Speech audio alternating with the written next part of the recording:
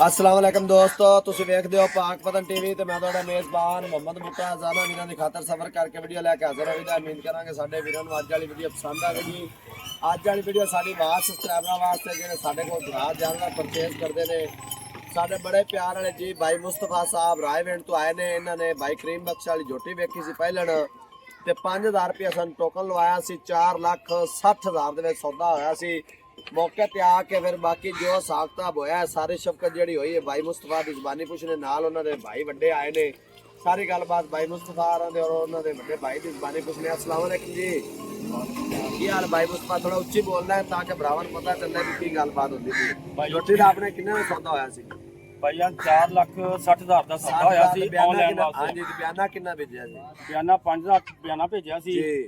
ਤੇ ਭਾਈ ਬੂਟਾ ਸਾਹਿਬ ਨੇ ਸਾਨੂੰ ਬੜਾ ਪਿਆਰ ਮੁਹੱਬਤ ਇੱਥੇ ਕਰਾ ਕੇ 10,000 ਰੁਪਇਆ ਸਾਨੂੰ ਲੈਸ ਕਰਵਾਇਆ ਹੈ। ਮੌਕੇ ਤੇ ਲੈਕਸ ਕਰਵਾਇਆ ਵੀ ਭਾਈ ਸਫਰ ਕਰਕੇ ਆਣ ਗੱਡੀ ਦਾ ਕਿਰਾਇਆ ਛੱਡੋ। ਬਿਲਕੁਲ ਤੇ ਬਾਕੀ ਆਪਾਂ ਪਿਛਾ ਮਾਲਕਾਂ ਨੂੰ ਡਾਇਰੈਕਟ ਕਿੰਨੇ ਪੈਸੇ ਦਿੱਤੇ ਨੇ ਜੀ? ਉਹਨਾਂ ਨੂੰ 4,45,000 ਦਿੱਤਾ ਤੇ 5000 ਬਿਆਨੇ ਵਾਲਾ ਉਹਨਾਂ ਨੇ ਦਿੱਤਾ ਵੀ ਪੂਰਾ 50 ਹੋ ਗਿਆ ਇਹ ਨਾ ਜੀ। ਬਿਲਕੁਲ 4,50,000 ਮਾਲਕਾਂ ਨੇ ਦਿੱਤਾ, 10,000 ਰੁਪਇਆ ਆਪਾਂ ਛੁਡਾਇਆ ਹੈ। ਬਿਲਕੁਲ ਤੇ ਇਨਸ਼ਾਅੱਲਾ ਅਸੀਂ ਭਰਾਵਾਂ ਦੇ ਖਾਤਰ ਸਫਰ ਕਰੀਦਾ ਔਰ ਸਫਰ ਕਰਕੇ ਵੀਡੀਓ ਬਣਾਵੀ ਦੀ, ਭਰਾਵਾਂ ਦੇ ਸ਼ੌਂਕ ਪੂਰੇ ਕਰਾਵੀ ਦੇ ਨੇ।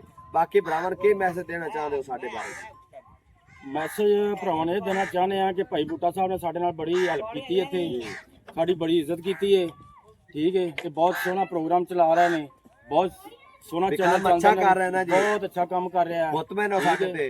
अल्लाह इन्होंने होर तरक्की देवे। आमीन। ठीक है, बाकी डायरेक्ट भा के आमने सामने सौदा कराया इतनी थानू वखरे लेके मालक नु वखरे लेके जे वखरे वखरे जांदे 10,000 नहीं लेंदा सी। नहीं भाई आमने सामने भा के ਅਸੀਂ सौदा ਭਾਈ कराया ਬੂਟਾ ਸਾਹਿਬ ਤੇ ਬੜਾ ਖੁਸ਼ ਹਾਂ जी। ताबेदार ਰੱਬ ਇਹਨਾਂ ਦੀ ਜ਼ਿੰਦਗੀ ਕਰੇ, ਇਹਨਾਂ ਸਾਡੇ ਨਾਲ ਬਹੁਤ ਹੈਲਪ ਕੀਤੀ ਹੈ। क्यों बुजुर्गो राजी हो साडे ते?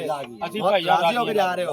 लो जी, अल्लाह पाक खैर सलाम दे भाई मुस्तफा दे घर जोटी पहुंचावे ना बच्चे वास्ते लिए पीण वास्ते। अल्लाह पाक इन्हां नूं चोणी पीणी नसीब करे। माशाल्लाह जोटी वेख लेनी भाई करीम बख्श वाली पहलन जोटी ते अजे भी माशाल्लाह ना नहीं सोई दिहाड़े 5-4 दिन लैंदी ते माशाल्लाह हवाना वेखना पहले कुछ भी नहीं सी थले जिस टाइम वीडियो लाई है। हुण माशाल्लाह जोटी तैयार हो गई है। अल्लाह पाक भाई मुस्तफा दे नसीबां च करे, अल्लाह पाक इन्हां नूं चोणी पीणी नसीब करे।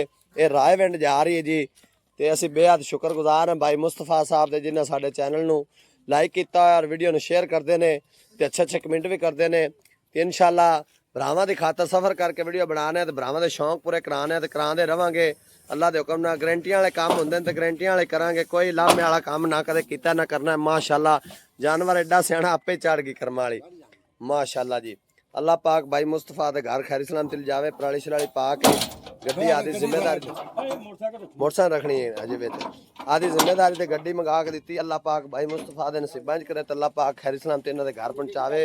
नंबर हुंदा 0346 740 5972।